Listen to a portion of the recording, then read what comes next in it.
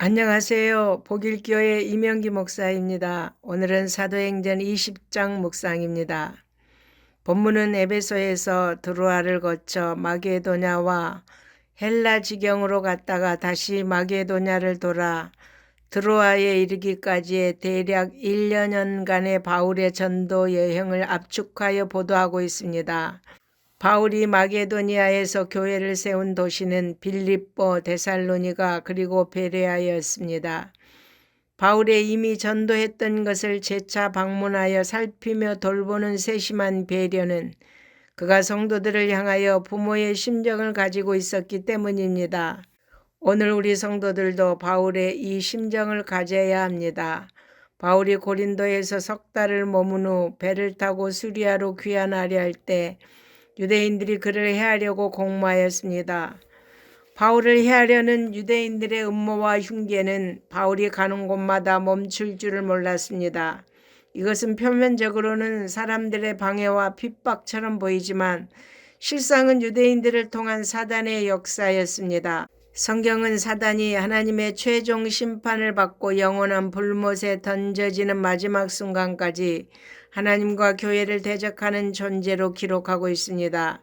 그러나 하나님께서는 사단의 그 모든 시험을 통해 당신의 영광을 드러내시고 원수의 목전에서 상을 베푸시는 축복으로 높여주실 것입니다.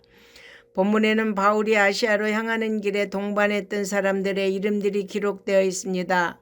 사도 바울이 힘들고 험난하기 그지없는 전도 사역을 능력 있고 왕성하게 수행했던 것은 물론 곳곳에서 함께 하신 주님의 은혜가 가장 큰 원동력이었지만 바울 옆에는 실로 가족보다 더한 신실한 동반자들이 있었다는 사실입니다. 따라서 우리 모두는 그리스도의 피로 맺어진 형제 자매답게 믿음의 동반자가 되어 사단의 모든 시험을 이기고 천국 길을 가야겠습니다. 바울은 드로아에 머무는 일주일 동안 열심히 말씀을 가르쳤고 떠나기 전날인 주일에는 밤이 늦도록 설교하였습니다.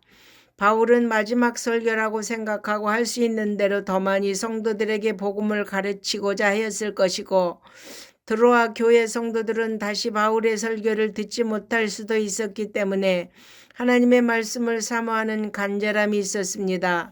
오늘날 우리 교회가 초대교회처럼 살아 부흥하려면 설교자들은 더 깊은 기도와 말씀 속에서 살아있는 말씀을 증거하고 성도들은 기쁨으로 예배를 사모해야겠습니다.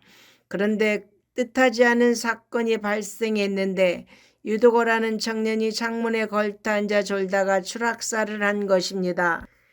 이러한 유두고의 죽음은 드로아 교회에 큰 시련을 가져다 줄 심각한 문제가 아닐 수 없었습니다.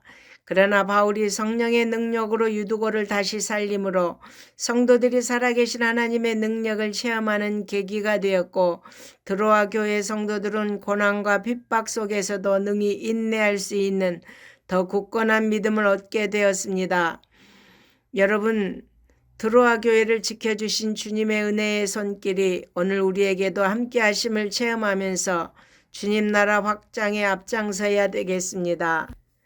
본문을 보면 바울은 드로아에서 그의 일행을 배를 태워 먼저 보내고 그는 홀로 해안도로를 따라 도보로 여행하던 중 아소에서 일행과 합류하여 승선하게 됩니다.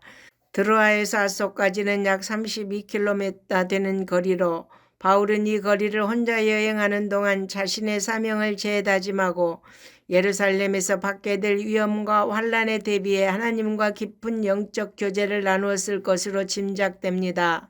바울은 일전에 고린도에서 바로 예루살렘으로 가서 유월절을 지키고자 했으나 유대인들의 살해 음모로 그의 계획은 무산되었고 오순절이라도 지키기 위해 에베소는 들르지 않고 밀레도에서 에베소 교회 장로들을 초청하여 고별 설교를 하였습니다. 동서고금을 막론하고 모든 사람이 만족과 행복을 인생의 목적으로 삼고 있습니다. 그런데 바울은 자신의 존재 이유를 철저하게 소명해 둡니다. 바울은 고난이 기다리고 있는 예루살렘을 바라보며 주님으로부터 받은 사명을 위해서는 자신의 생명을 조금도 귀한 것으로 여기지 않는다고 고백합니다. 그는 복음 전파의 사명을 완수하기 위해서는 생명까지도 기꺼이 바칠 자세가 되어 있었던 것입니다. 그의 이러한 헌신이 있었기에 오늘날 우리에게까지도 복음이 증거되고 구원 얻는 축복을 누릴 수 있게 된 것입니다. 그런데 사도 바울의 귀한 헌신과 희생으로 복음을 전수받은 우리는 오늘날 어떤 모습으로 살아가고 있습니까? 받은 구원에 만족하며 안일과 축복만을 추구하는 삶을 살아가고 있지는 않습니까? 마지막까지 주님께 받은 사명을 향해 달려가는 바울의 삶은 모든 성도들에게 큰 교훈이 됩니다. 여러분, 바울처럼 우리 인생도 주님께 받은 사명을 완수하기 위해 주님과 함께 달려가는 삶이 되어야겠습니다. 아멘.